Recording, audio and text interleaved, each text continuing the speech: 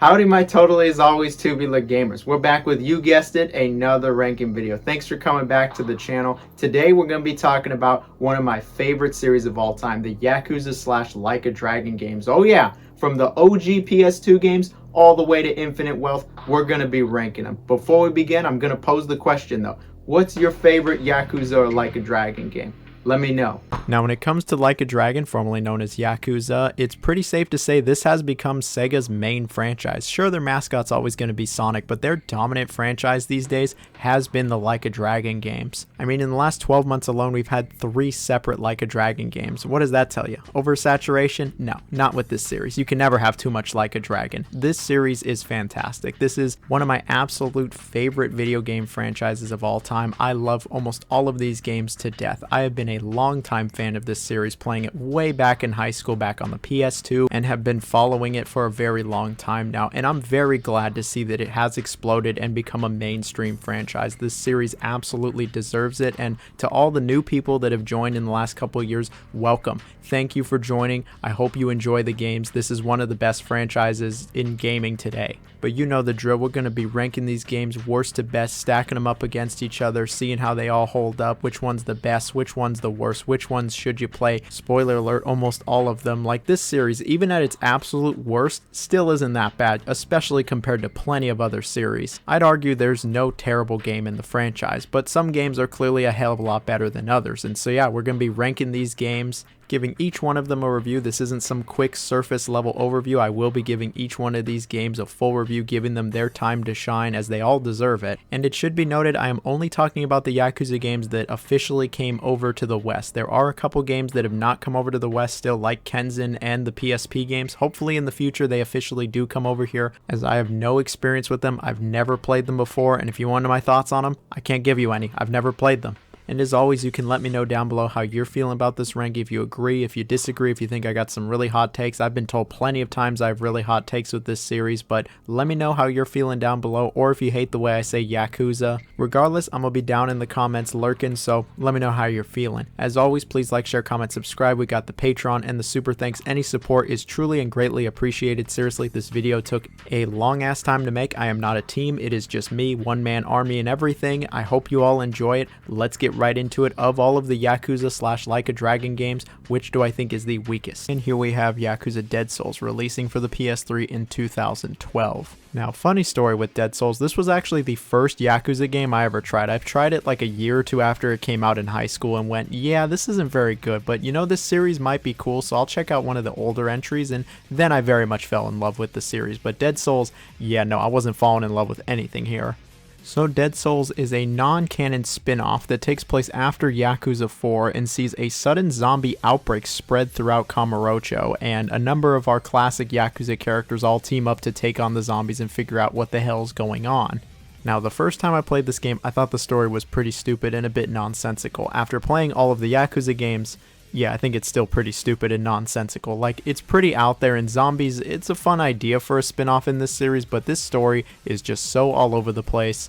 And while there are plenty of great moments, plenty of humorous moments, especially with Majima, I just really couldn't bring myself to like the story all that much. Now, when it comes to the main 4 characters that are playable in this game, there's Kiryu, everybody knows him, there's Akiyama from Yakuza 4, there's Ryuji Goda from Yakuza 2, the main antagonist, who's somehow alive and supporting a robot arm, and then, for the first time in the series, at least in a playable debut, there's Majima. And I'll just immediately say, it's very cool you get to play as Ryuji and Majima. However, this game plays nothing like the Yakuza games you know and love. This game is a very linear third-person shooter, and not a very good one at that.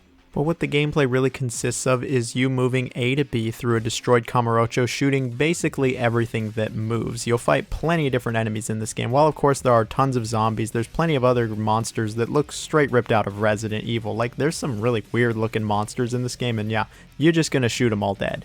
The structure of this game is very similar to Yakuza 4, where you'll play through a couple chapters as each character, then they all come together at the very end, and then you beat the game. What is cool is while all 4 characters control the same, they each have their own unique weapons. So Kiryu is like a sniper, Majima is a shotgun, Goda has his machine gun arm, and Akiyama has pistols. So at least all 4 characters do play a little differently from each other. But on the subject of controls, let's talk about the controls. This is probably the biggest issue with Dead Souls. I remember the first time I tried this, I just went, what the fuck are these controls? And looking back, what are these controls? These are just terrible. This is really like my biggest issue with the game. Like 10 plus years later, I'm still just baffled as to what they were thinking with the controls. You would think this game just controls like a normal third-person shooter or similar to say Resident Evil, but it doesn't. The control scheme is incredibly unintuitive, awkward, and just clunky, and I never really got a good grasp on the controls, and because of that, the game just never really felt all that nice to play. It just kind of felt like I was clumsily running around shooting everything, and you know, I'm sure you can get used to these controls and even like them at some point, but I really just could not get behind these controls at all. Controls aside, like I said, you'll just be running around these relatively linear environments killing everything. You know, there are a few set pieces here, there's some boss fights, they give you some cool weapons like a flamethrower that are limited use. There's still plenty of cutscenes, and there are safe areas where it is a little bit more open, and there are actually sub-stories to do and people to help, and some mini-games here, but nowhere near as many as the main series. The main focus of this game really is just killing everything. And unfortunately, I just really could not get into this game. Like I mentioned, I couldn't get behind the story, but the gameplay is just not fun, it's not exciting or challenging or engaging. The gunplay doesn't feel nice like at all. I didn't really care for the set pieces, and it was just kind of a dull experience, and it's missing a bunch of the things that make the Yakuza and Like a Dragon games so loved. You know, all the quirky side missions, there's barely any here. The story is just kind of whatever. And the cool hand-to-hand combat is nowhere to be found outside of one very small segment. Like, the game just doesn't have a lot going for it. Presentation-wise, this game is terrible. For 2012, this did not look good, and the game doesn't have memorable music either. You know what the most memorable thing about this game is to me? Is that the game sold like shit, to the point where Sega went, you know, I don't think we're going to be releasing the Yakuza games in the West anymore. Like, Dead Souls sold horribly, we're just going to stick it to Japan. And it wasn't until many years later where Sony pushed Sega to release Yakuza 5 on the PS3, and then Yakuza 0 on PS4, and then, you know, the series blew up, and it is what it is today. And so, you know, for that alone, Dead Souls can just get bent, fuck right off, flush down the toilet, just get out of my life. There's a reason this game has never been re-released. It's because it's not very good. You know, I know some people like it, but I have never liked this game. And it's sad because I bought this game for like $5 like 10 years ago, and it's worth like $70, $80, $100 now. People go, ooh, the rare unre-released Yakuza game. No, if you're like a major Yakuza Like a Dragon fan and you want to get all the games, I still wouldn't recommend this one. Look up the cutscenes if you're really that interested, but otherwise you could just steer clear of this game. And so here we have it, the game that started it all, the original Yakuza, releasing for the PS2 all the way back in 2006. This was the start of a new Sega franchise, and little did we know what it would become. So it certainly has humble beginnings, and I played this game way back when, before Kiwami 1 was ever out, and all I gotta say is if you come back to this game nowadays, especially if you've played any of the other games, legit any of the other games in the series, you're gonna be in for a pretty rude awakening. This game is really rough to come back to and is not aged particularly well, at least where gameplay is concerned. Something that has aged incredibly well though is this game's story, characters, writing, and the world of Yakuza. What this game did with its narrative had really never been seen before. Sure, there were games with Yakuza as in the crime syndicate in games before, but they were never portrayed in this way. There was never really a game all about them, and just the way that Japan in general is portrayed in this game, yeah, it hadn't really been seen before, or at least in this way, and it feels like no other series has ever portrayed Japan the same way that the Yakuza series has, and it started all the way back in this original release. On top of that, the writing and the characters are very strong in this game. Seriously, it's a pretty great plot. The story follows our man Kazuma Kiryu, a Yakuza who spent 10 years in prison for a crime he actually didn't commit. After being released, he finds out that pretty much all of the criminal underworld is searching for this mysteriously missing 10 billion yen that was stolen from the top Yakuza crime group, the Tojo clan. And he comes across this orphan named Haruka who is believed to be the key to finding the 10 billion yen. And really, that's all I'm going to say for the story. I think the story is excellent in this game. It's incredibly well written, it's intriguing, it's engaging, they keep things interesting, it's never not exciting, the characters are great, especially Majima, and our main man Kiryu is no slouch either, and would be the start to really just a legendary run as a character. And how could you not love him trying to take care of Haruka, this little orphaned girl? Seriously, the characters are great. They really make this story. There's not a bad one here. They're all very connected, and I thoroughly enjoyed this story. I will say, though, that Yakuza Kiwami, the remake of this game, does heavily expand on the story, add more cutscenes, little story moments, and it overall does have a better, more cohesive story, but the original game still has a pretty great tale. Now, when it comes to the actual gameplay, it's very similar to the later Yakuza games, and it shows that they just kind of had a winning formula right here from the get-go. you are still dropped into this relatively small open world known as Kamurocho, a very lively, bustling Japanese city. And it's crazy, even this original game accurately, realistically recreated Japan. It's very lively. They absolutely got the vibe and the tone correct, like even from day one. They just always had that shit nailed down. Anyway, when it comes to the gameplay, you'll be exploring this open world, usually getting into fights with random bums that run at you, and most of the time you're really just trying to go from point A to B, where you'll get into more fights with even more bums, or criminals, or people who really just don't like Kiryu's haircut, or something about him. Who knows? They just want to stop him and beat his ass, and so you're gonna have to stomp a mud hole in him. When you're not running from point A to B or beating people up, there are side objectives you can do. You can really explore Kamurocho. It is decently interactive for a PS2 game. And what it lacks in size, it makes up for in its interactivity, which would very much become a theme of the Yakuza game. So while the general gameplay loop, again, feels very much what you'd expect from the later Yakuza games, and it should be totally fine here, there are a few issues with it. First off, exploring Kamurocho is just not all that intuitive. The camera angles are weird, sometimes it's at a funky position, and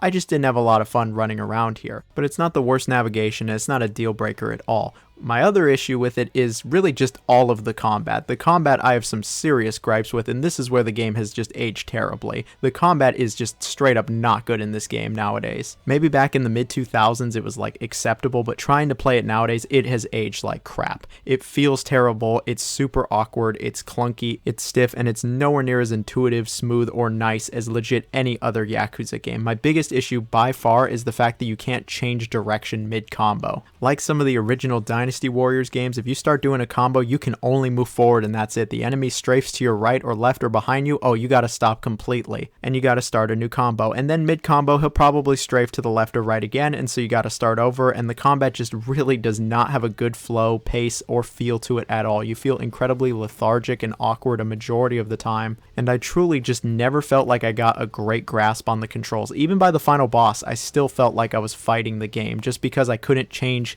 direction mid-combo. Thankfully, you have a few tools to help you with this clunky combat. You can pick up stuff in the environment, props, weapons, etc., and beat people up with it, which is always going to be humorous. And then you also have heat moves. Really, these are big, devastating moves that do a ton of damage, if not just straight up finish your opponent off. And you'll want to use these as frequently as possible so you can get through these combat encounters as fast as possible. Now, it would be one thing if the combat sucked, but it wasn't all that prevalent in the game. But unfortunately, what you do in Yakuza a majority of the time is get into combat. Most of the game is fighting, and the fighting, yeah, it just isn't very good, and it really just dampens me on the entire experience. Sure, you can get used to it, maybe it's just a skill issue on my part, but I've never thought the combat was good in this game, and it's my biggest issue here because everything else is pretty good. Presentation was solid. I love how this game looks. It has a good aesthetic. It looked okay for 2006, not amazing, but it certainly wasn't awful. And the music is ridiculously good. It is one of the best soundtracks of the whole series. Like, the music, I could go off forever about this music. You'll hear it throughout this entire video because the music's that good. Something else worth bringing up is this game is actually dubbed. Most of these games are subbed, but not the original. We even got Mark Hamill as Majima, which is pretty cool, and the voice acting...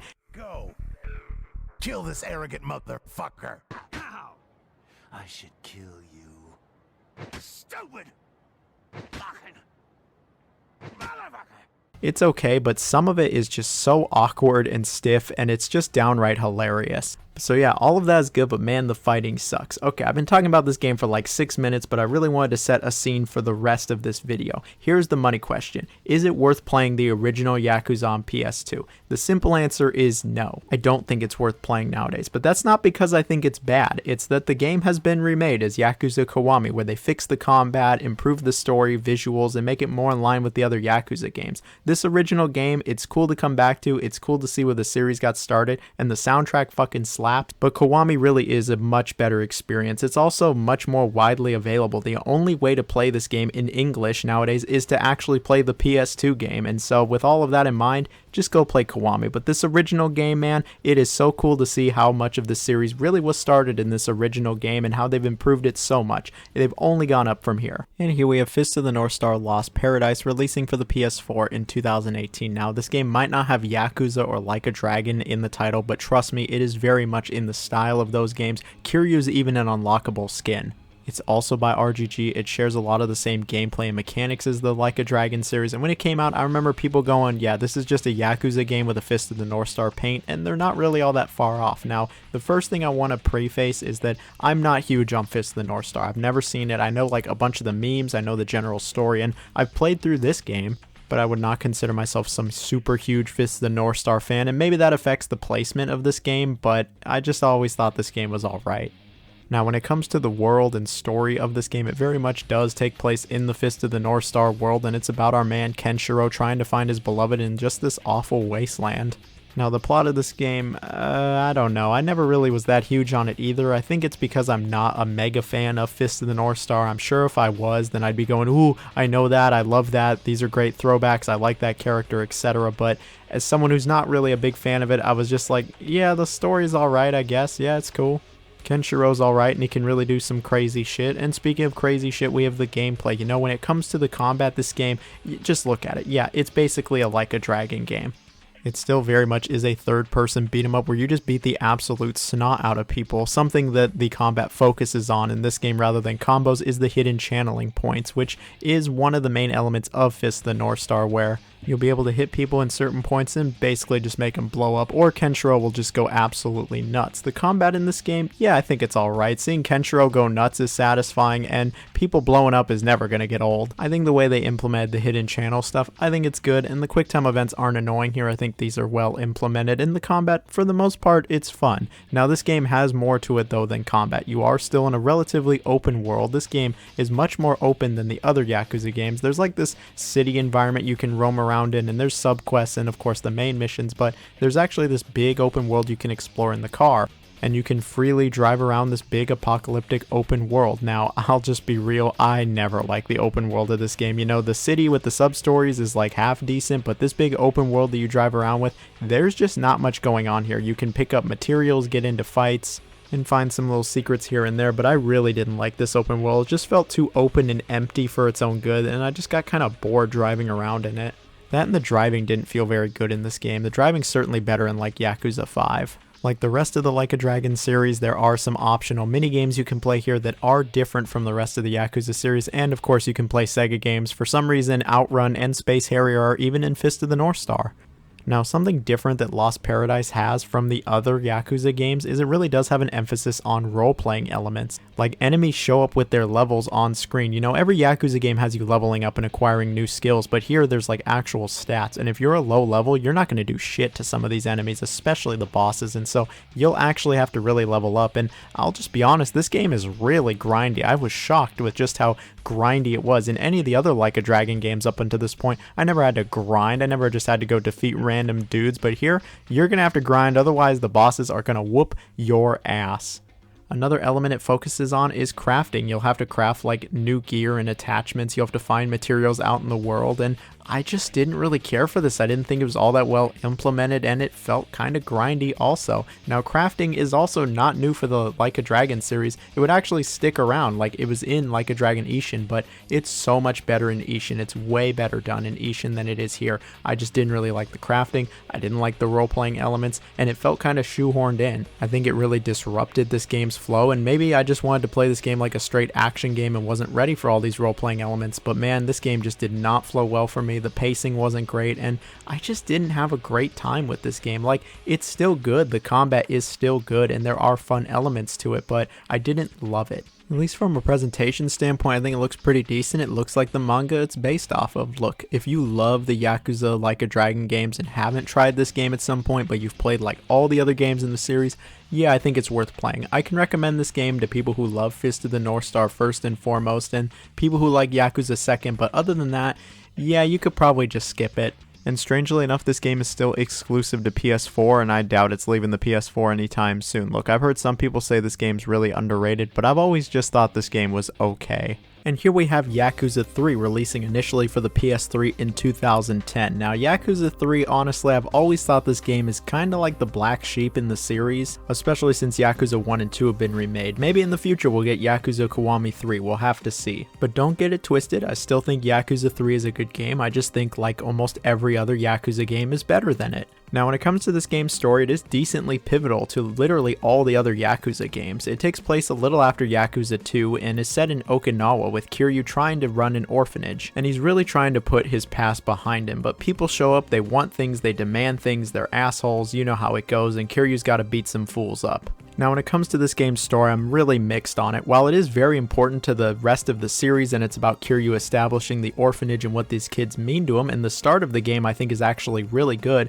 unfortunately the story just kind of fizzles out and becomes low-key nonsense. And by the end of it, I really barely cared what was even going on, which is the worst thing that could happen for a Yakuza game. The story, yeah, it really is the definition of a mixed bag, and when it comes to the gameplay, while it is decent, I wouldn't say it's really any better than the first Yakuza game. This was the first HD game that the West got, and there are a few improvements here, particularly with the camera. The fixed camera angles is just gone. It is third person like how the rest of the series is, so that is good. The game also tries to be more seamless with its open world and fights. When you get into a fight with some bum on the street, there's no black loading screen, the fight really just kind of starts right there. And this game even introduced the chases to the series, where you have to chase someone down to try to stop them. These I've never been huge on, but I mean, it's a good change of pace, I guess. But aside from all that, the gameplay, it really is just okay. When it comes to the core combat itself, it doesn't feel great. It still feels relatively awkward and clunky, like this game just doesn't really have a nice feel to it. I don't think it's all that satisfying, it's certainly not very fun, and the heat moves are just a major disappointment. I think these are like the weakest heat moves in the entire series, like they just don't look all that devastating and they just seem rather tame compared to what Yakuza 2 had. Honestly, I would take Yakuza 2's combat over this. It's just not that great, and speaking of not that great, I got a couple other issues I gotta list off with this game. First off, the presentation is terrible. For 2010, this game did not look good. The PS4 remaster looks a little better and it cleans up the filter, but yeah, it's just not a very good looking game, and the music is nothing special here either.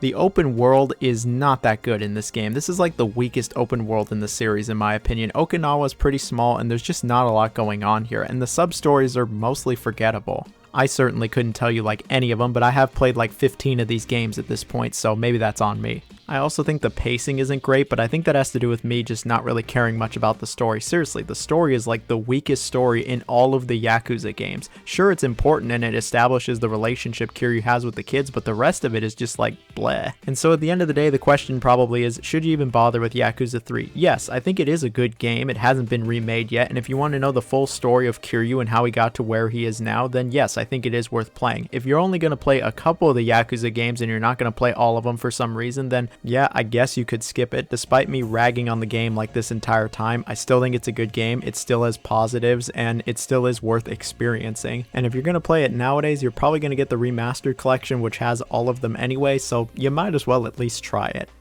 And here we have the often forgot about Yakuza 2. Now, I say often forgot about for a few reasons. This game was a very late PS2 title coming out in 2008. The game has been remade as Kiwami 2, and it's gotten incredibly pricey over the years, and so I think most people have skipped it and therefore don't really talk about it. Now, coming back to Yakuza 2 all these years later, especially after so many other Yakuza games, it's a bit rough. It's not as rough as the first game, but it certainly has aged in a few aspects. I originally played this game a long ass time ago, well before Kiwami 1 was even announced, and I remember really enjoying it back then. Nowadays, not so much, but I still do enjoy it. Something that I really enjoyed back then that I can very much appreciate now is the story. This game has one of the very best stories in the entire Yakuza Like a Dragon franchise. It's really good. It takes place a bit after the first game and sees Kiryu and Haruka trying to live a peaceful life, but the Tojo clan chairman shows up and asks Kiryu for some help, and I'm gonna just say a lot of shit goes down here. This game just has a really great story and has some really strong characters. This game has, in my opinion, the best antagonist of the entire series with Ryuji Goda. He is the star of every scene he shows up in. He's charismatic, interesting, strong, and he's just a really well-written character. Seriously, the writing's great, the characters are great, and I like how different it is from the first game's story. It's just an unforgettable story in the series, and the ending is really powerful as well. There's a reason when they remade this as Kiwami 2, they really didn't touch the story. It's because the story was already just really great. But enough about the story, let's talk gameplay. When it comes to the gameplay, it's very similar to the first game. You're dropped into a not so big open world, this time being Sotenbori, and you're free to roam around and go into as many shops as you want and play some little mini games and get into fights with bums, but most of the time you'll be going from location to location for the story and then beating the crap out of a ton of people. I'll just say immediately the combat is quite a bit better than the first games. It's still rough, don't get me wrong, and if you've played any Yakuza game after 2 and come back to this, it's going to feel like a step backwards, but it is a good step forward from the first game since you can actually change direction mid-combo. Yes, it is a bit smoother, it still feels clunky and awkward at times, but it's better. It flows better, it looks nicer, and the heat moves are great. The heat moves are some of the best heat moves in the entire franchise, especially when like Kiryu's fist is just clipping through people. It's so good. It looks so vicious. But not only do I think the combat is a little better than the first game, I think the open world and free roam and sub-stories are better than what the first game has to offer. There's more to do in the open world. The sub-stories started getting a little goofier and are not just Kiryu getting mugged. And in my opinion, these are all around just more enjoyable. I think the open world shit, I think the game is more enjoyable than the first game. The presentation is very similar to the first game. It runs on the same engine. It has a very unique aesthetic. It looks a little better than the first game, but not much better. Something that was retained from the original, though, is the music. The music is so good in Yakuza 2. Some of it returns, a lot of it's new, all of it's fantastic. The music is so good in Yakuza 2. One of my favorite soundtracks of the whole series. Overall, I think Yakuza 2, solid improvement on the first game. It's a good game, but is it worth playing nowadays? Should you go back and play Yakuza 2 when Kiwami 2 exists? Probably not. Kiwami 2 I think is quite a bit better in every aspect, outside of the music that is, and I would really just recommend Kiwami 2 over this. It's also much more accessible, but it is cool to see the original game and see how they continued on forward, and if you want to play every single Yakuza game ever made, then yeah, go ahead and try it. It's better than Dead Souls. And here we have Judgment, which released for the PS4 in 2019, but has since been released on plenty of other platforms. So while this game does take place in the Like a Dragon world, and there have been small crossovers with the Yakuza games, it very much is still its own standalone spin-off. It stars a new protagonist known as Yagami, and he runs a detective agency with his best friend Kaito, and the two of them are investigating a case that is very, very personal to Yagami. I actually thought the story in this game was really well done. It's really cool to see the other side of the law rather than, helping the Yakuza or just tolerating them. You're against them. You're the law. You're the police. And I thought it was a really cool dynamic. It's a really great crime drama. And the best part of this story is the characters.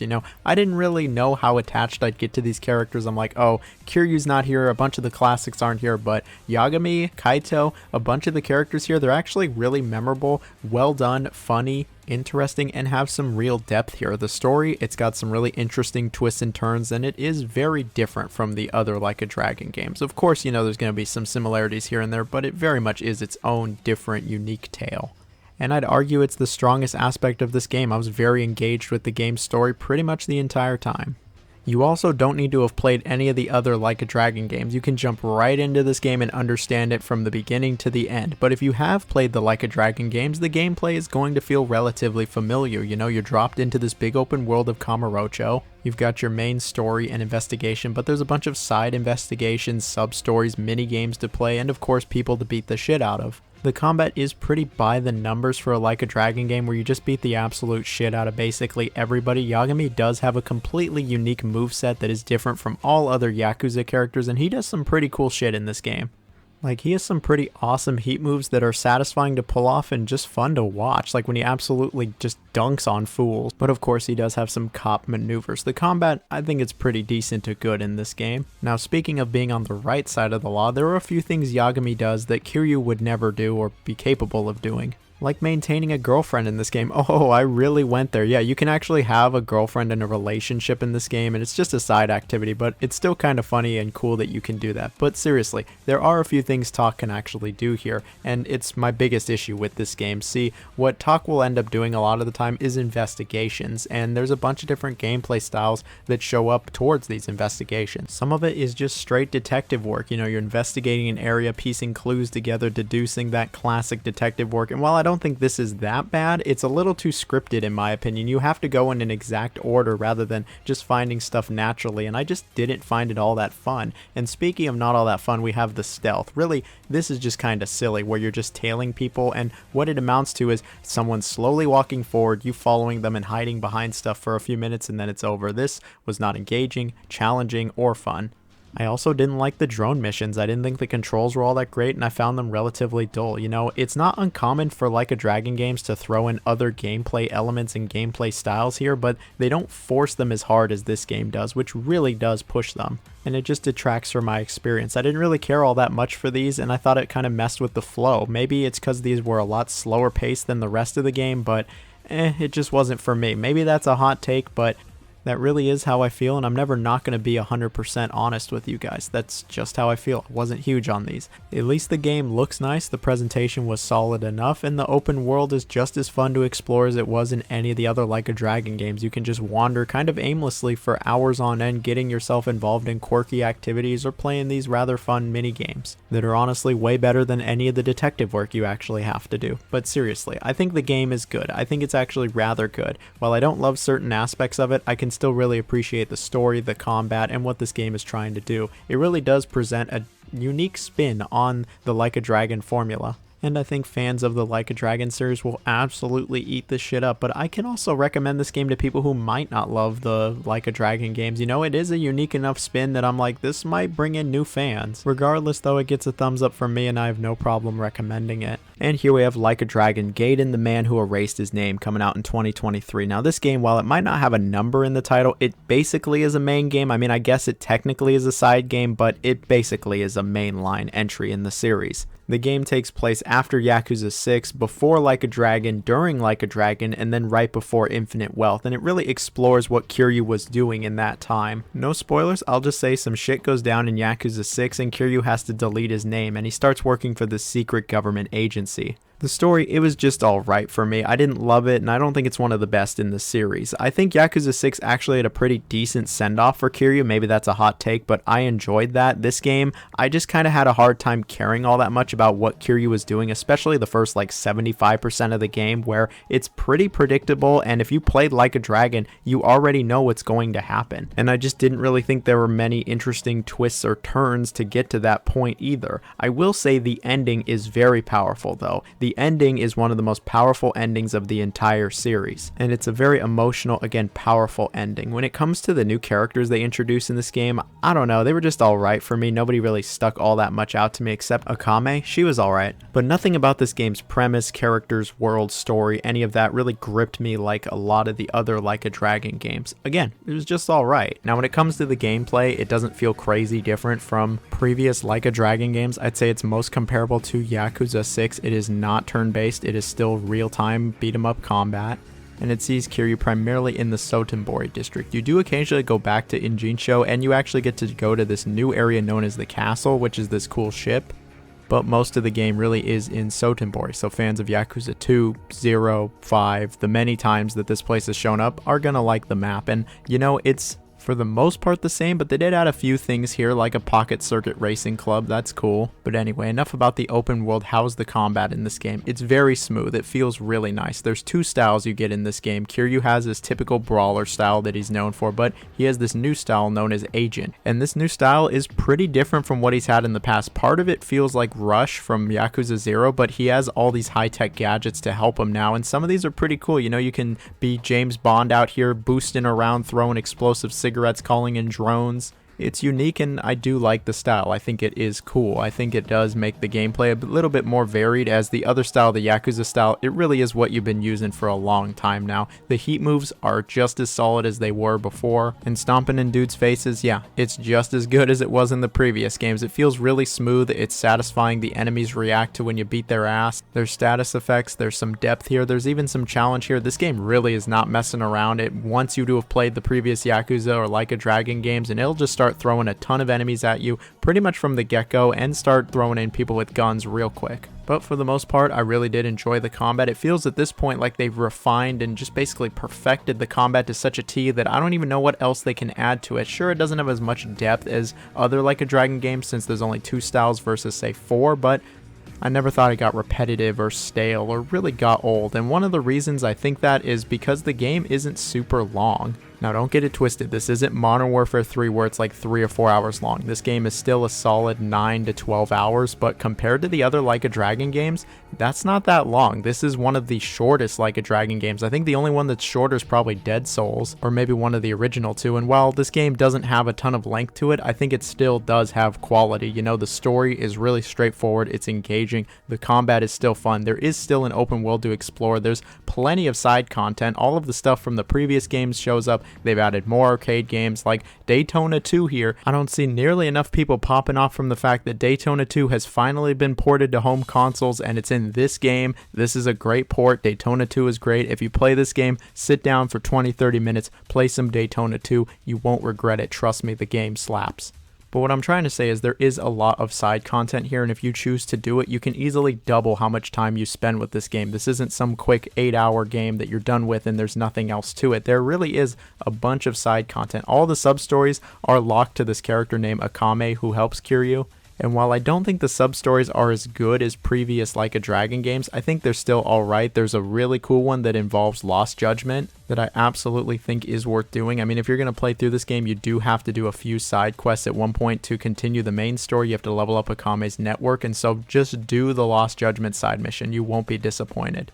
It's the best side mission. A majority of these are kind of fetch questy and don't feel anywhere near as involved as previous Like a Dragon games, but yeah, like I said, they're alright, and you know, that's kind of the general feeling I feel about this game. It's alright. Look, it isn't amazing, it isn't one of the best Like a Dragon games. It still very much is a good game. It's just some of the other Like a Dragon games are like crazy good. The presentation I thought was pretty decent to good. You know, it's really nice that the Like a Dragon games look as good as they do now. I mean, I remember Yakuza 3 and 4 and Dead Souls where I was like, this game looks like shit. But nowadays, yeah, the series looks good. It runs really well on the computer. It's on Game Pass, which I thought was crazy.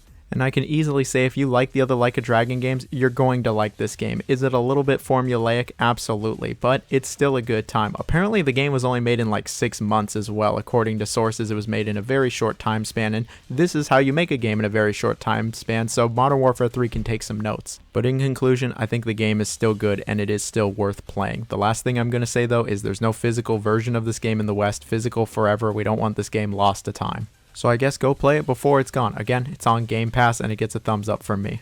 And here we have Yakuza 6, which came out initially for the PS4 in 2018. The game takes place a bit after Yakuza 5, and after several games where you play as other characters that aren't Kiryu, it solely focuses on Kiryu here. It's his story, you only play as him, and he's getting up there in age. And the story is about him trying to live out his life and take care of this baby, and that's all I'm going to say. I think the story's pretty good in this game. Kiryu has some really great interactions, there's some solid characters, and I think the ending is particularly strong. But it is kind of funny to look back on now. This game was really billed as Kiryu's last game. The last game with Kiryu as the main character, his last adventure, and if you know this series, you know that's completely untrue now. But I still think the story is strong, and I love Kiryu's interactions with the baby. Those are always great. When it comes to this game's format and setup, you already know. You're dropped into a not so big open world where you can do plenty of side content or just progress along the story. Either way, you're going to be beating up a ton of people. This game does feature Kamurocho, but it takes place mostly in Hiroshima, a new map, and this map's alright. It's not the biggest, but it is decently dense, and there is a bit to do here. I think it was good. Now, when it comes to the combat, they did get rid of the styles from Zero and Kiwami and just kind of meshed it all together for some combos, and sure, there's not as much depth as Zero or Kiwami, but I still think the combat was good. It's still satisfying. It has a nice flow to it. The way heat works is a little differently, and there's plenty of good heat moves here. Age really will never stop Kiryu from just doing these crazy heat moves. He just beats some serious ass in this game. The combat, yeah, it's good. Something else worth noting is that this game does have a different leveling up and experience system from the other games, and this would go on to be refined in Kiwami 2, and it's better in Kiwami 2. It's just okay here. Now, outside of the main story, there is a decent amount of side content here. There's not a ton like some of the other Yakuza games, but I think what's here is alright. I like the brawler mode where you can actually have wrestlers show up. That's pretty cool. But I won't lie to you, the side content, it never grabbed me the same way several other Yakuza games did, and I didn't end up doing as much as I would like. Now, while I do think this game is pretty strong pacing, one of the reasons is because this is one of the shorter Yakuza games. I think it took me around 12 or 13 hours, and if you want to do everything, you're looking at around 20-ish hours, which relative to to pretty much the entire series, that's pretty short. That's not much longer than Gaiden. And I know it's because they just moved to a new engine and all that, but yeah, compared to the other games, it isn't the longest. It's not as fulfilling in my opinion either. At least the ending is pretty strong. Yakuza 6, I think it is a good game. I think fans of the series should play it, especially if you want to know what happens to Kiryu, but I don't think it's one of the very best in the series. And here we have Yakuza Kiwami releasing in the West in 2017. Now, Yakuza Kiwami is a full-blown remake of the original game, and I'll just be straight up, it destroys the original game. They really took the best aspects of the original game, like the story, characters, and world, and put it with the best aspects of the more modern Yakuza games, i.e. the combat, and the open world, and the personality, and really, it just makes the original game low-key obsolete. The story in this game is just as good as it was in the originals. It's even better. They've expanded on it a little more. They've added more sections, more cutscenes. It really is just the best way to experience the story of the original game. And I already talked about the story enough when I talked about the original game. Just know it's really good. When it comes to the combat, they totally overhauled it. They brought in Yakuza 0's combat with the different styles. And yeah, it's just so much better than what the original game had. I won't lie to you, the combat is not as good as 0's. Some of the styles feel a bit more questionable than they did in 0 and not as balanced. But I still thought the combat was pretty good. There's some pretty awesome heat moves that were thrown in here, and there's some fun callbacks to the original game. The combat isn't the only thing they've expanded on, though. The open world has a bit more going on here. There's more places to go in, and it's just updated and more like the Yakuza 4 open world. As the original game, at least nowadays, is a little bare bones with its open world, but it was the first game. When it comes to the side content, it really hasn't been improved, and they didn't add all that much to it. I always thought the original game had pretty weak sub-stories, and they're pretty weak here.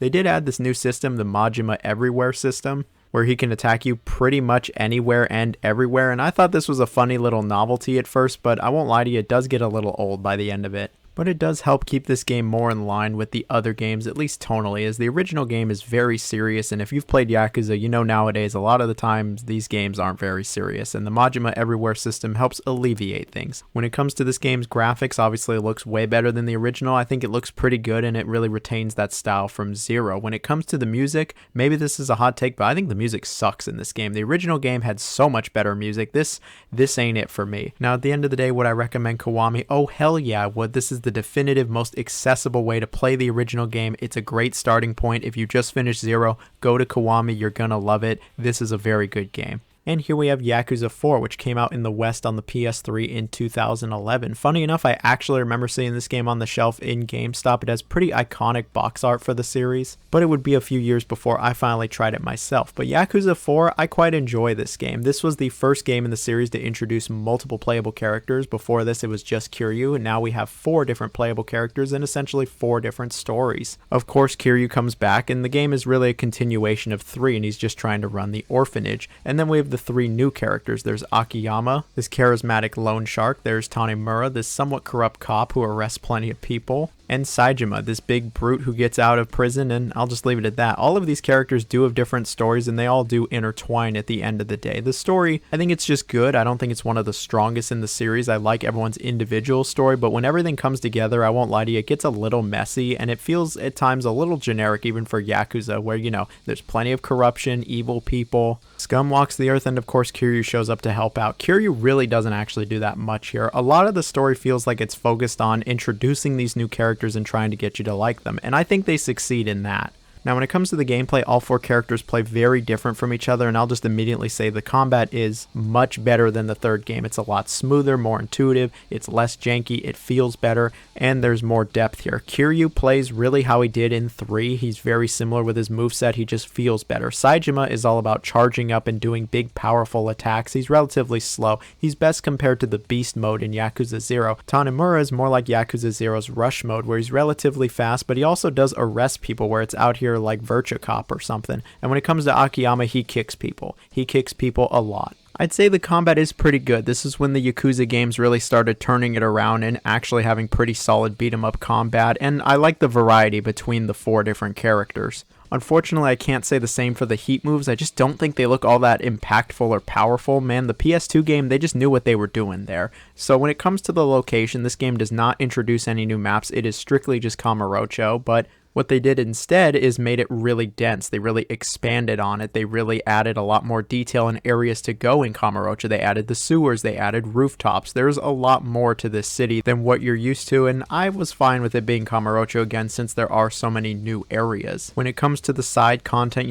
the sub-stories, they still don't tell you where they are on the map, which is a little annoying, but when you do find them, the sub-stories are very much catered towards the character you're playing, which is a nice touch, and I think most of them are pretty decent. They're at the very least memorable, so that's something. Speaking of something, we have the presentation. It's certainly something. Look, this is not a good looking game. It was not a good looking game when it came out. It looked very outdated, and the remaster cleans it up a little bit, gets rid of that sloppy filter, but it's still not a very good looking game. And I thought the music was just incredibly forgettable, which is a disappointment, but that's really my biggest issue with the game. That and the final boss. The final boss is fucking terrible in this game. Oh, I hate the final boss, man. But Yakuza 4, it's a pretty good one. While the story isn't the most original or interesting, it does tell the story of 4 different characters, 3 of them being new. I think they're all decently well told. There's 4 different gameplay styles. I like the variety, the sub-stories are decent, and the map is fleshed out. The game also has a pretty good length to it. This is really when the Yakuza games started getting just really long, and so you'll definitely get a lot of game time. I certainly recommend this game.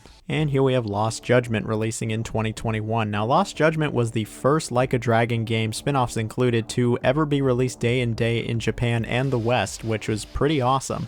And I think this game is pretty good. While I don't absolutely love it like some people do or think it's one of the very best in the Like a Dragon franchise, I still think it is a good game and a step up from the original Judgment. Now when it comes to this game's premise, it takes place after the first Judgment and sees Yagami and Kaito heading to Yokohama to investigate a bullying problem, and I'll just leave it at that. The story gets a lot more interesting and takes a lot more interesting twists and turns than just a simple bullying problem.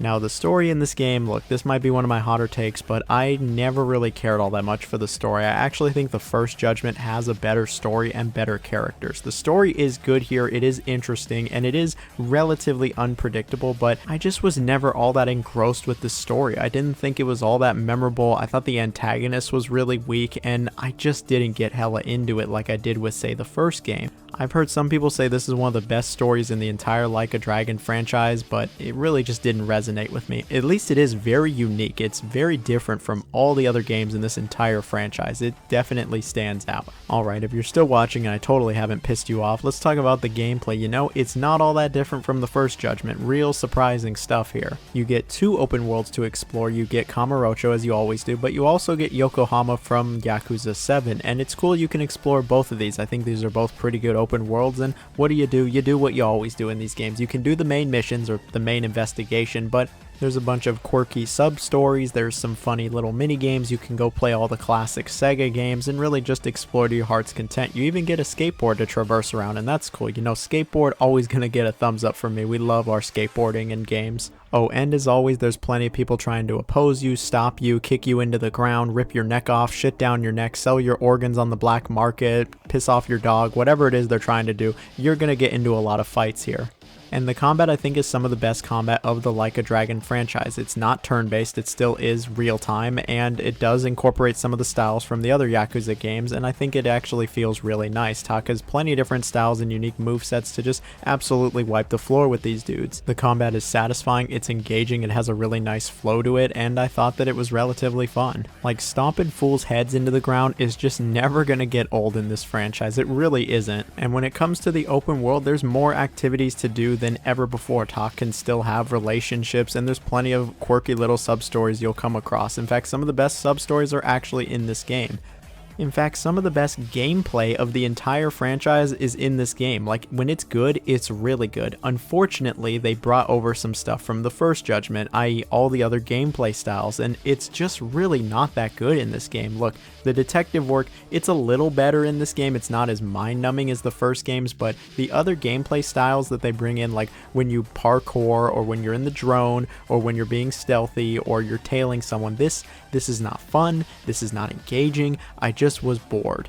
It feels just as clunky, just as shoehorned in as the first games, and I just didn't enjoy it. It took me kind of out of it, it messed with the pacing, it disrupted This game's awesome flow, and same thing goes for the chases, man. I just never really like the chases in these games. Like, it sounds kind of funny to say, but I actually want less variety. I don't want these extra gameplay styles. It reminds me of 3D platformers that have a bunch of shoehorned in mini games. Like, these just aren't all that well developed, they're not fun, and I don't think they add anything to the game, and they're very prevalent throughout the game. Now, I'm not going to be super harsh on this game like I was a couple years ago. I think the game still has really good gameplay and alright story, a solid presentation, a kick-ass soundtrack. Like, the music is really fire in this game, a really great open world, some good combat, but man, these gameplay styles are just not it for me. They really are not it, and I don't like that the game forces you to do so many parts that aren't just running around in the open world or beating the shit out of people. That's what this game does best, and that's what I think it should focus on. The other gameplay styles, you know, make them optional. Make it for all the optional investigations you do. I don't want it in the main story, but here we are. There's plenty in the main story, and it really did mess with my flow. At this point, I'm going off on a tangent, so I'm gonna just call it. If you like Judgment, if you like the Like a Dragon games, you're going to enjoy this game. You're going to very much enjoy this game. If you can get past all of the other gameplay styles, I think you'll love this game. It'll be one of your favorites. I couldn't get past it, but I still very much did enjoy my time with the game, and I have no problem recommending it. And so here we have Like a Dragon Ishin finally coming to the West in 2023 with a remake of the original game. You know, that original game, I remember seeing it in Japan and watching videos on it going, man, this would be so cool to play if it ever came over here or not. I'm shocked it did. I really am shocked. And after playing through the entire game, oh man, this game is so good. I'm so glad it came over here. This is, in my opinion, the best of the Like a Dragon spin-offs and one of my favorite Like a Dragon games in general. The setting, story, and characters is wholly unique and totally different from the other Like a Dragon games, taking place way earlier in history. The game takes place in the late Edo period from years 1853 to 1867, and you play as Sakamoto Ryoma, who really isn't just going through some shit, but a lot of shit.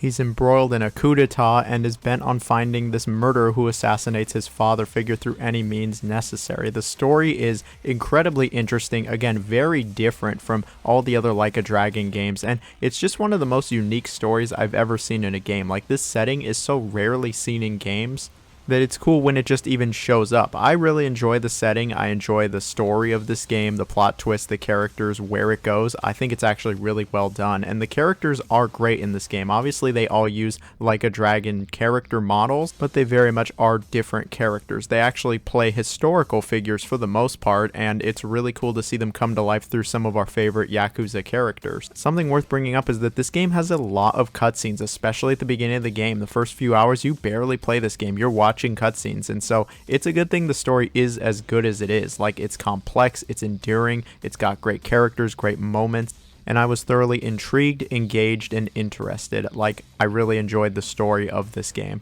Now, when it comes to the gameplay, this is where it's more like a traditional Like a Dragon game, where you're dropped into this open world and you can pretty much do whatever you want. There's some main missions, there's plenty of side missions, you can go partake in some little activities here and there, and of course you'll get into plenty of fights. Now, this might come as a really big surprise, but Kamurocho's not in this game. It is nowhere to be found. You didn't expect that, and you also want to subscribe. But it takes place in the streets of Kyo, and you know, Kyo isn't that big of an open world. It's nowhere near as big as Kamurocho or plenty of the other Yakuza games open worlds, but what this game has over the others is it's very dense. What it lacks in size, it makes up for in quality and interactivity. You can interact with nearly every store. You can interact with almost the entire map. And it's not like it's just a bunch of restaurants here. There's actually a lot going on with this open world, and there's a lot of variety with the shops you can go in, and they all offer something different. And it's good that this open world is as good as it is, because you'll find yourself running around quite a bit. Like, you go back and forth a number of times in this open world. Something else you do frequently in this game is get into combat. The combat is pretty different from most of the other Like a Dragon games. I'd say it's the most similar to like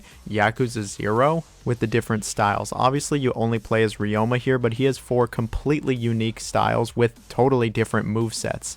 There's Swordsman, which uses the katana as a primary weapon, Gunman, which uses pistols, Brawler, where it's more hand-to-hand and traditional, and then the Wild Dancer, which is a combination of the katana and pistol. My favorite was definitely Wild Dancer. Like, this shit was so cool where you just slice people up and then gun them down. I spent most of the game in Wild Dancer, but the other styles are nothing to scoff at, except Brawler. I just didn't really find any use for Brawler, but I enjoy how different the 4 styles are from each other, and you can have totally different play styles. And as you continue through the story, defeat enemies enemies, complete quests, etc., etc. You can learn new sword techniques. You actually have to go learn them, which is an interesting twist, but once you learn a bunch of these new sword techniques, the combat gets a lot more varied, and it's a good thing it does, because you'll find yourself in a lot of combat in this game. But I really enjoyed the combat. I would argue that this is some of the best combat the series has ever seen. It's got variety, it's impactful, it's fun, it's satisfying. They mix it up with different enemy types. It does get challenging, especially at the end. Some of the enemies can really kick your shit in, like the 12-foot tall people. But I really did enjoy it. Other than getting into combat, watching cutscenes, and interacting with people, there is a bunch of sub-stories to do here. There's plenty of side missions, and there's a bunch of quirky little mini-games you can get into. Karaoke even shows up here somehow. Gambling even shows up, because of course it has to. There's even some really big side quests you get in this game, like the Battle Dungeon, which is like this whole dungeon crawling mode which uses these special cards. And this at times feels like a game in a game, like you could spend just hours in this mode alone. There's even Another Life, which is another large side quest where Ryoma must pay off the debts of Haruka, a girl in debt due to illness, and what this is like farming. It's an actual farming game. And wouldn't you know it, it's actually pretty decent. There is plenty of side content in this game. You could easily double your game time just doing all the side content in this game. And unlike most modern games, the side content is actually just straight quality here. I really enjoyed the side content as well. I thought it was almost as good as the main content. Sure, there aren't epic set pieces or giant bosses, but there's still some really cool stuff, and the rewards you get are totally worth it. In addition to leveling up, crafting is kind of a focus here, and you get plenty of crafting materials and money for doing the side content. You'll want to be crafting a bunch of new armor, gear, etc., because the game, like I mentioned, it does get pretty challenging. The crafting in this game, though, is much better than the Fist of the North Star game. It's just better implemented, it makes more sense, it's more intuitive, and I just enjoyed it more. I enjoyed crafting in this game and getting the materials. In fact, there's not really a lot I disliked with the game. Sure, some of the enemies do feel rather cheap, and a few bosses just will absolutely kick your shit in if you're not doing even a little grinding or crafting materials, but if worse comes to worse, you can just buy a bunch of healing items and spam those. That always is going to work in these games, but seriously, this game is not messing around. This is one of the most challenging Like a Dragon games, and I've heard people not like it because they just said, oh, it's really cheap and the enemies whoop your ass, but it didn't really affect my enjoyment all that much. But again, I was doing the side content, and doing the side content, this is a pretty lengthy, substantial game. This isn't a quick 15-20 hour game. This is like a 40-50 hour game doing even some of the side content, but man, it's actually paced really well. The flow is great, and it really just proves what I knew all along, that this game was really good and it needed to come to the West, and I'm so glad it's finally here. You know, it runs on Unreal Engine. It looks decent. I'm not going to say it looks amazing. The frame rate at least was fine. The controls are nice.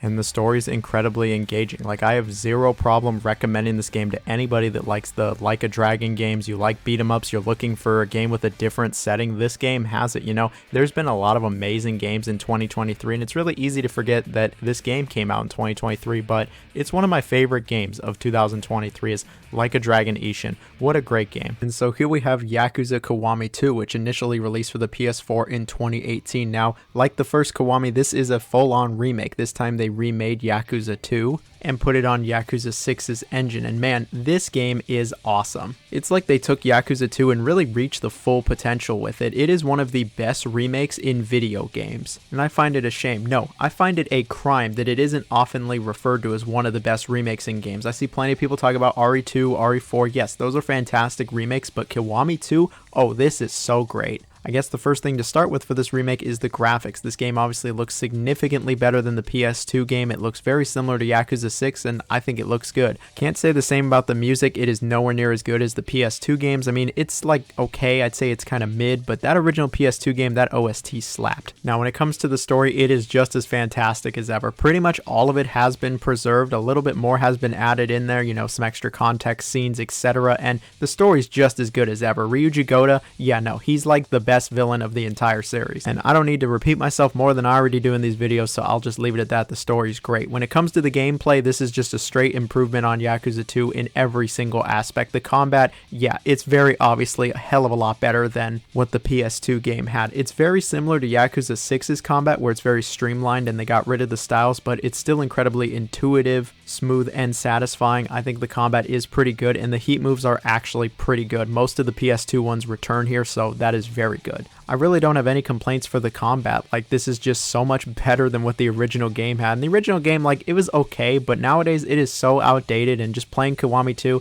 feels like a breath of fresh air, honestly. And outside of the combat, it definitely controls and feels like all of the other Yakuza games. It's much more in line. I should have mentioned it with Kiwami 1, but obviously the fixed camera angles are gone. It's third person. There's a lot of quality of life improvements. Moving around the map is a hell of a lot better, and it really is just a smoother experience all around. I love exploring the map. It's still great here. Sotenbori has a lot of detail. It's very dense. They brought in like all the mini games from the later games. In fact, speaking of the side content, they actually added quite a bit here. They added extra mini games. They added extra side modes, more sub-stories. The sub-stories are just straight better than what the original game had. Like, outside of the diaper people, I couldn't tell you a single other sub-story. Here, there's several good sub-stories. Like, there's just a lot more to this game when it comes to the side content and things to do. You'll be spending a lot more time with this game than the original, but the pacing in the main story is still excellent. And then after you beat the game, there's actually a secret side mode where you play as Majima and they tie up some loose ends from Zero. This is like an hour or two, and Majima plays totally different from Kiryu. This is great. I wish this was longer.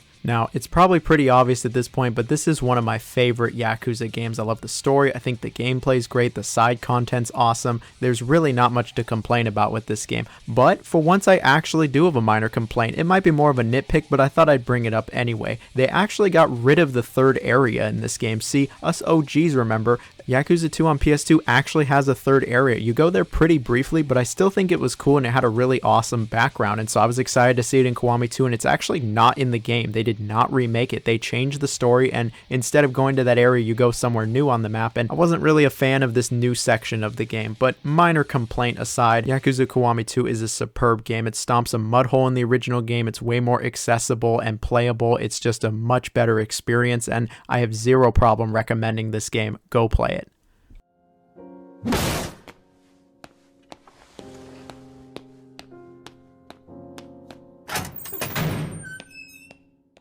And here we have Yakuza 5, which initially came out for the PS3 in the West in 2015. Now, it might sound crazy to say nowadays, but about 10 years ago, I remember sitting here going, I don't think we're ever going to get Yakuza 5. I don't think it's ever coming to the States. I think Dead Souls flopped so hard that the series is just done here, and we'll never get to experience the awesomeness that is 5. Luckily, that was not the case. They brought 5 over, then they brought 0, and really the rest is history. Now, why am I telling you this? I'm telling you this so we can all appreciate just how accessible this game is now, because this is really one of my favorite games in the entire series. I was really excited when it finally came to the West. I loved it then, and I really do enjoy it nowadays. I know these days it might be a bit of a hot take to like Yakuza 5 as much as I do, but I thoroughly enjoy what this game was trying to do with 5 different characters. Yes, that's right, we have 5 different playable characters, 5 separate stories, and yes, they do come together at the very end. As always, we have Kiryu, who's now a cab driver and trying to stay under the radar. We have Akiyama returning, being as charismatic and just weird as always. Saejima also returns and sees him getting out of jail to investigate something. And then we have 2 newcomers. We have Shinada, this like ex-baseball player who was kicked out under shady circumstances just trying to live his life. And then for the first and only time, you can actually play as Haruka. Yes, you get to play as teenage Haruka. She's now an idol and trying to live out her idol life. And then of course there's some big story conspiracy plot in the background that brings everything together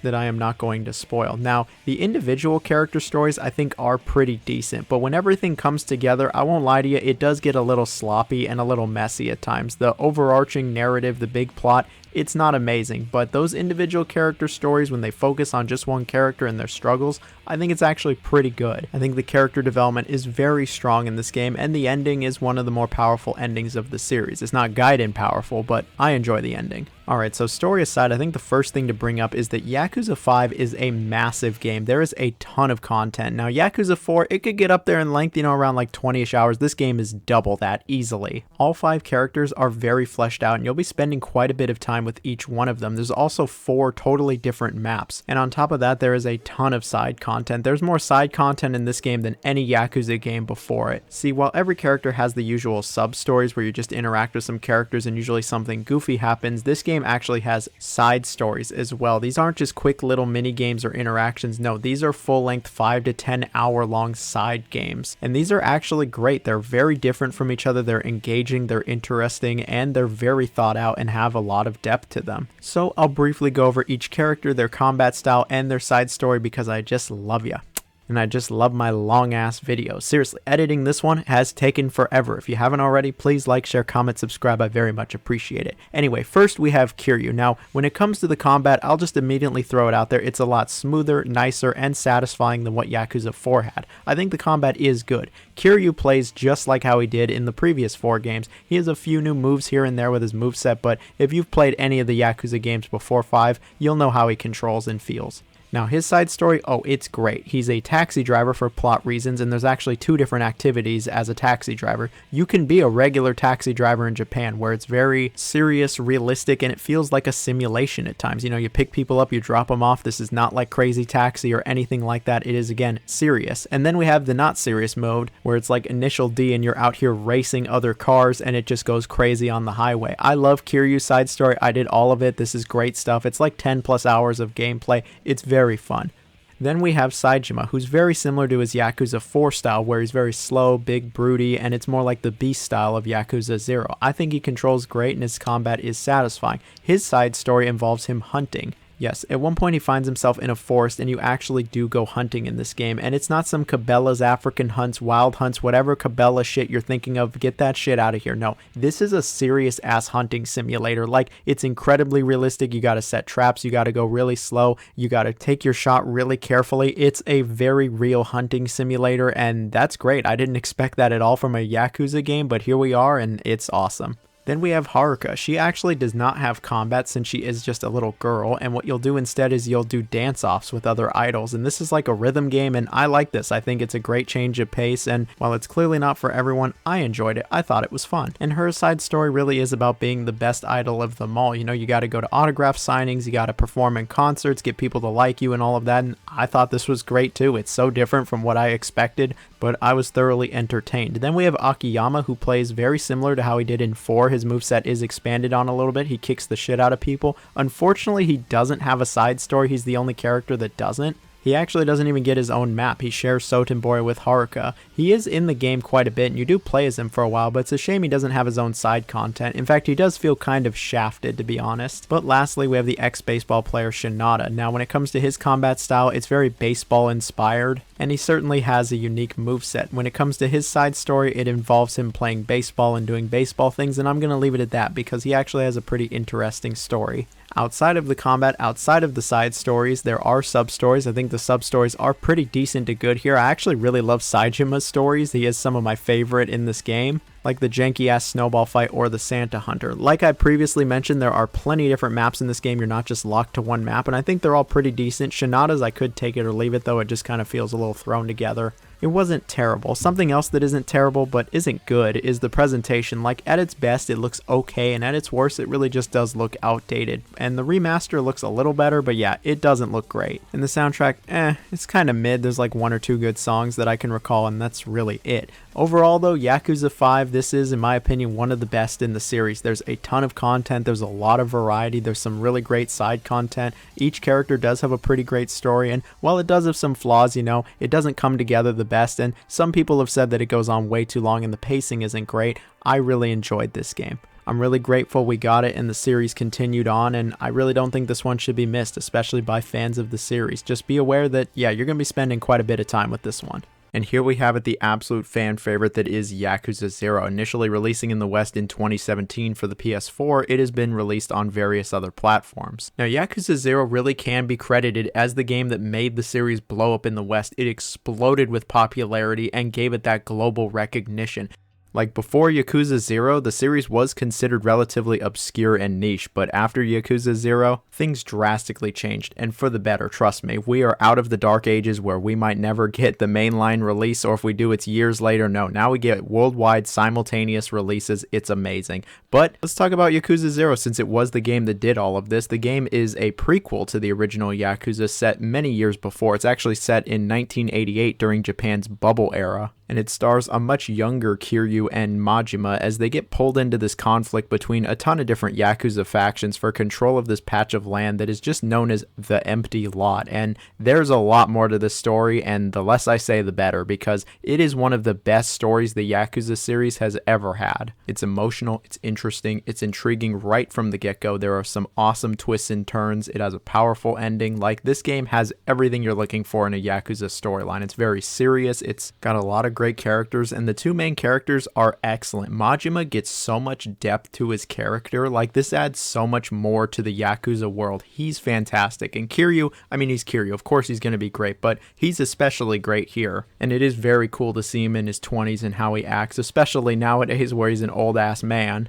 And another thing I like is this game's vibe and atmosphere. It's very different from all the other Yakuza games since it does take place in the 80s, and I love it. It's great, it's energetic, and it's just really fresh for this series. Like, it's pretty hard to dislike the aesthetic of this game. So when it comes to the gameplay, it really isn't all that different from the other Yakuza games. Rather than reinventing the wheel altogether, they really just refine the wheel. How you do that, I have no idea, but you play as Kiryu and Majima, and instead of each one of them just having, like one style, each one of them has 3 completely different styles and a secret 4th style each. They each get their own map, Kamurocho and Sotenbori, and these are some of the most realized versions of these maps. Like, the open world is great. While these aren't huge areas, they're incredibly dense in this game, and are just packed to the brim with detail, and then each one of them gets their own side story and sub story. The side story for Kiryu is like this business minigame with properties, and Majima gets to run hostess clubs. The two main characters are very distinct and different from each other in terms of what you're doing and how they play. Now, to take a step back for a second and talk about those styles in combat, the combat is excellent in Yakuza 0. It's some of, if not the best combat the series has ever seen. I really like the different styles. They all feel very unique from each other. They're all also incredibly useful and versatile, unlike Kiwami 1 where some of the styles could feel kind of weird. In 0, they're all very good. They're all applicable whether you're Kiryu or Majima, and they're all incredibly fun to use. The combat feels so good in this game. It's intuitive, it's fluid, it's smooth, it's satisfying, it's nice. You can do some really cool looking shit, and the heat moves are just fantastic. I really genuinely do love all of the styles. My favorite's gotta be Majima's dancing style where he just goes nuts, but for Kiryu, the beast style, which is very reminiscent of Saejima, is very fun to use as well. Just picking up big ass stuff and throwing it around will never not get old. Like, there really wasn't a moment when I wasn't having a ton of fun with the combat. The bosses are also really sick in this game. I know I haven't really brought up the bosses at all to this point, and that's because most of the time they're just kind of spongy and they're just like extensions of enemies, but not this game. This game actually has full-on set pieces for the bosses,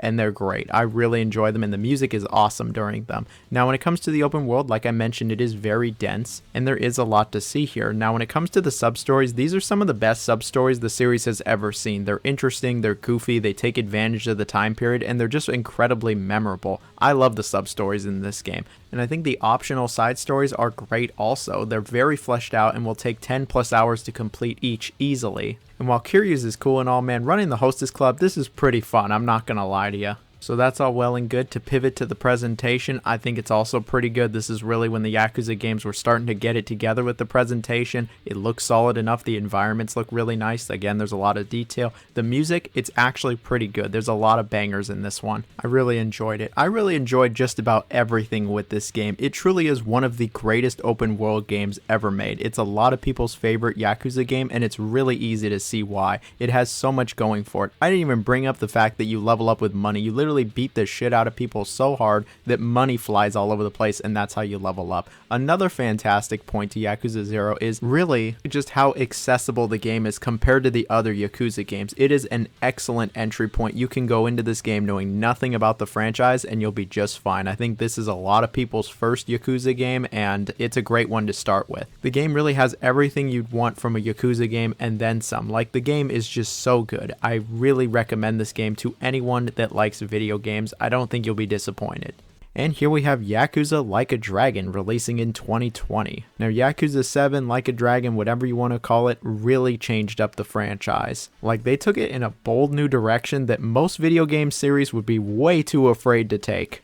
Like, it's pretty crazy that at the 8th game they decided, hey, we're gonna really mix it up. We're gonna have a complete genre shift. Sure, there were RPG elements in all of the Yakuza games to an extent, but this game is a full-on RPG. And I wasn't really that sure how much I'd like this game. New combat, new characters, basically a soft reboot to the series, but after playing through this game twice now, oh, it is one of my favorite RPGs of all time. I'll just start and say that I love RPGs. It's one of my favorite genres of game, and so then moving to an RPG didn't really bother me all that much. I mean, I love the beat 'em up combat, but I wanted to see how it would go, and I'll just say immediately the RPG side of this game is excellent. So this game is not about Kiryu or Majima or any of the characters you've known for the previous 8 games. Instead, it is about Kasuga Ichiban, this brand new character who has his own somewhat tragic backstory with a really shitty upbringing, going to jail for 18 years, and he's finally out. He's in his mid-40s, ready to live his life, and he gets shot and nearly dies. And from there, he's really just trying to live his life. He was in the Yakuza, but no more.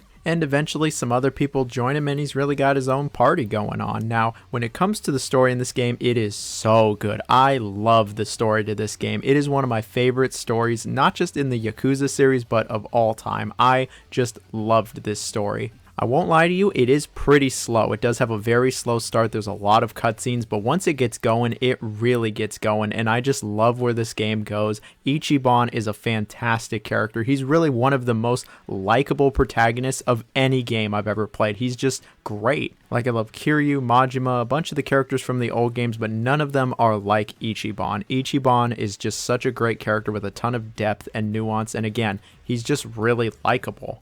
It's really easy to root for him and get invested in his story, and you really do want to see what happens. And the other people that join your party are excellent also. They have a ton of depth and personality, and they're just really fleshed out. I very much enjoy the characters of Like a Dragon. It's maybe the strongest aspect of this game is just how good the characters are. But aside from what I believe to be a phenomenal story, we have the gameplay. The first thing I'm going to address is the obvious, how the combat works in this game. So it is not real time anymore. It is a full-on turn-based RPG where you do take turns attacking each other, but it still has that Yakuza feel and flair. And you aren't just staring at a static screen the whole time or anything like that. You are interacting with it the entire time. Once you select a move, you usually have to do some kind of button press. Whether you're mashing or it's a quick time event, you're always interacting with the game. You can also guard when you're about to be attacked, similar to, say, Paper Mario. All of this is very reminiscent of Paper Mario, but it keeps you engaged throughout the entire battle rather than just mashing the attack button over and over. Now, I think the combat in this game is actually very enjoyable. When you get into the nitty-gritty details, sure, it's not as complex as, say, Persona or Shin Megami Tensei 5. And yeah, it's not the most stylish or fastest turn-based RPG like Dragon Quest, which this game is clearly inspired by in so many different ways, and I love all the references, by the way, but it's not as fast as that. What this game has is it has its own style and flair. It's goofy. It's all over the place. It lets you do crazy things. Some of these moves are just wild and silly, and it goes balls to the walls, and you actually get jobs for your characters like some of the older Final Fantasy games, and I actually really like how different all of these jobs are. And some of them are just straight up hilarious, and the jobs really do add to the battle system, but no, it's not the most advanced battle system you'll find in an RPG, and it's not perfect either. Interacting with the environments is kind of spotty. Your characters just automatically walk around, and sometimes they'll interact with the environment, and oftentimes they don't, for really no reason. And sure, while there are elements and status effects in this game, they really don't mean all that much. If you just have a high damage attack, that's going to win every single time. But despite that, I really enjoyed the combat in this game. I really did enjoy the battles. I loved how I was engaged the entire time. I loved some of the crazy moves. The summons are just hilarious in this game. And surprisingly, I just never really got tired of the combat. Even after 2 playthroughs, yeah, I never got tired of it, and I enjoyed it really the entire time. Now, when you're not in combat, it actually plays just like the other Yakuza games where you're dropped into this very dense open world. This time it is in Jinsho. It is a new map, and it's actually pretty big for the series, one of the biggest maps. But I quite enjoyed this map. I really like how much there is to interact with it, and it feels like it belongs with the other Yakuza maps. But yeah, you're dropped into this open world, and there's plenty of side stuff you can do, or of course just go to the next main mission. And of course, along the way, there's a bunch of random goons just roaming the street that want to fight Ichiban for literally no reason, but now it's turn-based battles. Now, I think the main story is great, I think the pacing is really solid, and I like the different environments you go to, but the side content in this game is actually really solid as well. Ichiban is great for these sub-stories. He's new, he's nuanced, and finds himself getting into some of the craziest situations. I did almost all of the sub-stories in this game because they're all really good. When it comes to the other side content, you have Dragon Kart, which is very similar to Mario Kart, and this is alright. It's a little clunky, but it's fine. And then you have the business minigame. This is like Yakuza Like a Dragon's big side content, where you spend 10 plus hours building up this business, going to shareholder meetings, and really just trying to be the top company in all of Japan. And I love this. This is great. It is so much fun. It is way more fun than you would expect. Like, it's really solid. The side content is very good in this game. This game has a lot of content. It is a very long game, taking well over 50 hours if you do any of the side content, but again, it has a really solid pace to it. Sure, it is a little slow at first, but it picks up, it gets really interesting, and it has so many good payoffs. Like, that is one thing about this game. It has a lot of great payoffs, whether you're new to Yakuza, whether you're a longtime fan. I think it really has something everyone can enjoy. When it comes to the presentation, I think the game looks great. There's a lot of detail, and I really like the character design. And the music in this game, oh my god. The music is so good in this game. It is one of the best OSTs you'll hear in any video game. It is probably in my top 10 favorite OSTs of the last 10 years. It is so good. All of it is really good, especially the boss themes. Like, no, the music absolutely slaps. Banger, banger, banger. It's so good. Yakuza Like a Dragon takes the series in a bold new direction, but it completely revitalizes this entire series. Like, this game is so good, I really couldn't put it down once I started playing it. I was just so into it. And while I can tell it's not for everybody, some people don't like the fact that the game is turn-based now, all I gotta say is, well, your loss. I really have no problem recommending this game to anybody that's had any interest in the series, or maybe you didn't know where to start. This is a great place to start. It is kind of like a soft reboot. Just be prepared to put aside a lot of time for this game, but it is so worth it. It is just excellent. But then we have Like a Dragon Infinite Wealth, Yakuza 8. This game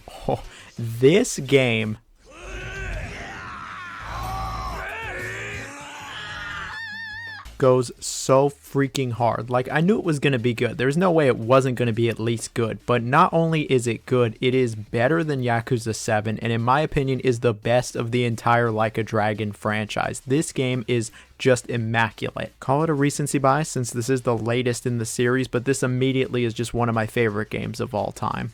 And I'd be really surprised if this isn't my game of the year. Seriously, it is that good. I love this franchise to death, and this new game just, oh my god, man, it hits in all the right places. This game is a decent improvement on what Like a Dragon established, but it also tells one of the most gripping, emotional stories the franchise has ever seen. Not just the franchise, video games have ever seen. The story is actually crazy good. It's about Ichiban going to Hawaii to find his alleged mother. And that's all I'm gonna say. The story is just gripping right from the get-go. At the beginning, just like the last game, it is a bit slower paced. There's low stakes, and it really ramps up and gets pretty crazy pretty fast. And I love the pacing of this story. I like the slower start. I think it really pays off. In fact, this game has a lot of payoffs, and it's not just about Ichiban the entire time. Kiryu is also a major part of this story. Like, it's just a wonderful story that has a lot of throwbacks, callbacks, fan service, whatever you want to call it, to the older games, but it also does something new. Like, it's just so good. I really have nothing but a ton of praise. The characters, the story, the world building, how much depth these characters have, the writing, the dialogue, man, it just all hit. And every hit is either super effective or critical. I really just could not stop thinking about the story. I was at work and I was just like, man, I don't want to be here. I want to go play Like a Dragon. The story really is just that good.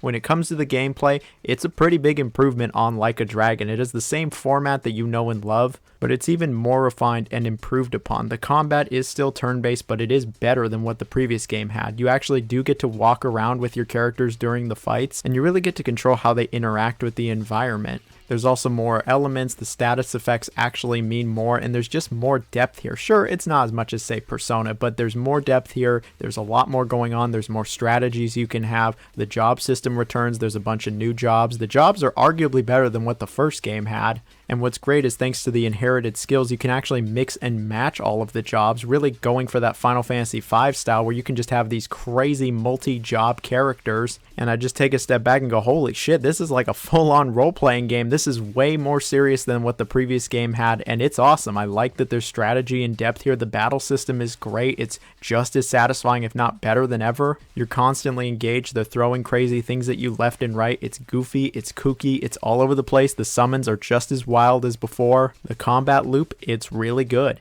Now, when you're not in the combat, you're exploring around, and this, yeah, it really is the same as the previous games. You're in Hawaii. This is the first time you actually leave Japan, and you know, they actually really faithfully recreated Hawaii, and I think it's a really great map. I'm pretty sure this is the biggest map the series has ever seen. It is quite large, and you can even move around on a Segway because, yeah, running around is going to take forever. And of course, there's the taxis. The open world is still pretty dense despite how large it is, and there's still plenty of places to go and things to do. And speaking of things to do, there is so much to do in this game. Of course, you have the main story, you know, where you go after the purple, pink dot, whatever the fucking color is. I don't know, I'm colorblind. You go to the objective, or you can do the many side objectives. There's 50 plus sub stories in this game, and these are some of the most involved sub stories I've ever seen in the franchise. A lot of them are connected. They all have a lot of personality. You do mini games in almost all of them. The sub stories are phenomenal. It has the Judgement League and the Island. The Judgement League is way more in depth than I thought it ever would have been. Like, this is just straight up Pokemon Go with raids, gym battles. You catch the Sujimon with like a gift basket. You can evolve them. There's strengths and weaknesses. There's critical hits. The actual battles themselves are pretty different from the normal combat where it's like 3 at a time. And I enjoyed these for what it was. Sure, it's a little simplistic, but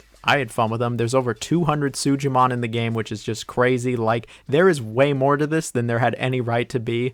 And I still haven't beaten all of the discrete 4 yet, but the Sujimon mode is great. And then the island is excellent also. I'd say this is most comparable to Animal Crossing New Horizons, where you build this island up and have people come and do tours, and it's completely customizable, and this is fun also. It is a little slow at first, but it really picks up, and it actually really does reward you if you stick to it. And while I missed the business minigame, I think both of these are excellent side modes that really add a lot, and I mean a lot, to this game. And then there's other side content as well, like where you do these deliveries. There's a Pokemon Snap one, and so much more that I don't want to spoil. Like, there's a ton of side content in this game, and if you know me, I don't really do side content that often in video games. A lot of the time I just don't really think it's worth it, and I gotta move on to the next game. This game though is an exception. This is one of the games where I've tried to do every single thing I possibly could, and it's been not only incredibly rewarding but just so worth it. A lot of the side content is almost as good as the main content. This is how you do side content. Very worth doing. This game though, you're gonna be on it a long time. You thought the last game was long. This game is even longer. If you want to do a lot of the side content, you're looking at 60 plus hours. This is a massive RPG. Like, I've just been hard no life in this game, going sicko mode, whatever you want to call it, and it's been nothing short of fantastic. I love this game. It is so good. It has a great aesthetic. The map's great. The story's great. The combat's good. The presentation is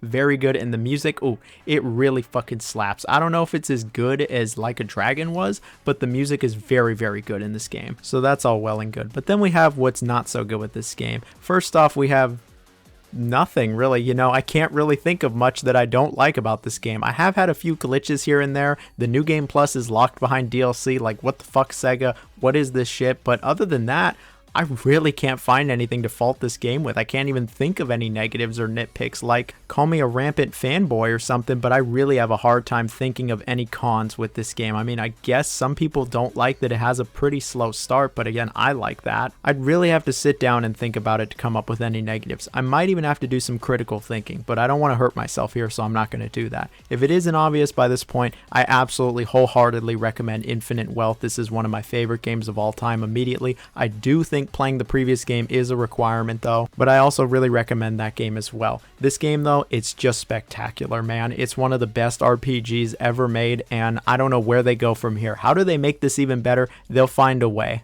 And I will absolutely be there day one, because what this game has is just nothing short of special, man. It's so good, and I really want to go to Hawaii now. Well, if you made it to this part of the video, thank you so much. I very much do appreciate it. Please like, share, comment, subscribe. If you made it to this part of the video, comment slime is in all my friends here. That's our little secret code word. You made it to the end. And yeah, hope you all have a good one. Stay safe, everyone.